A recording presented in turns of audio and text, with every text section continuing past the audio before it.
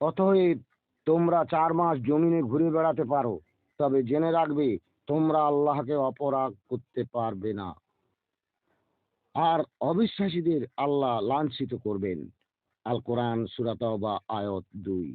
সাহাবারা অসংখ্য গুণের অধিকারী ছিলেন। তাদের সম্পর্কে পাক কালামে তাদের গুণে গুণান্বিত হওয়ার কথা উল্লেখ হয়েছে। সাহাবা মস্ত বড় সাহাবা আব্দুল্লাহ বিন জাফার রাদিয়াল্লাহু আনহু মদিনার এক বাগানে পাশ দিয়ে যাচ্ছিলেন। দেখেন ওই বাগানে গোলাম তার খাবার খাচ্ছে, পাশে একটা কুকুরও খাচ্ছে। গোলাম এক লম্বা খাচ্ছে আর কুকুরকে এক ভাগ থেকে এক লোকমা খাওয়াচ্ছে। বাগানে পাখিদেরও দিচ্ছে। আশ্চর্য! এ নিজে তার ভাগ থেকে পশু পাখিদের পেট ভরে খাওয়ালো। এ খেলোটা কই? তবে কি নিজে না খেয়ে ওদের খাওয়ালো, নাকি নিজে কিছু খেয়েছে?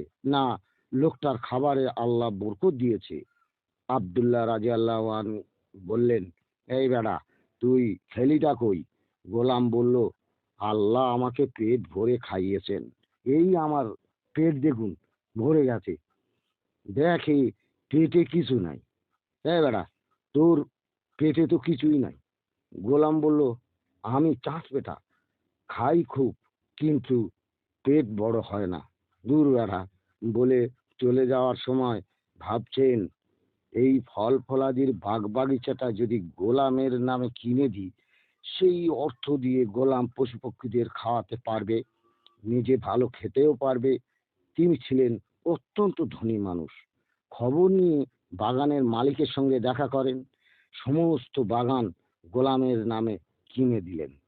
বন্ধুরা, পশু পাখির প্রতি দরদ কার বেশি, এ প্রশ্ন থেকে যায়। এরপর যখন দলিলটি গোলামের হাতে দেয়, গোলাম দেখে অবাক। গোলাম বলল, হুজুর, আল্লাহ রেজেকের মালিক, আমি এই বাগান নেব না।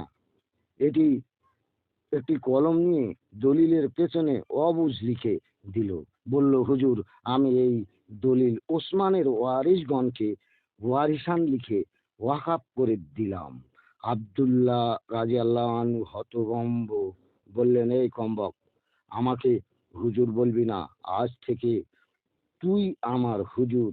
বন্ধুরা, কে কার হুজুর, এই চিন্তা ভাবনা করে কমেন্ট বক্সে লিখে জানালে বাধিত হব।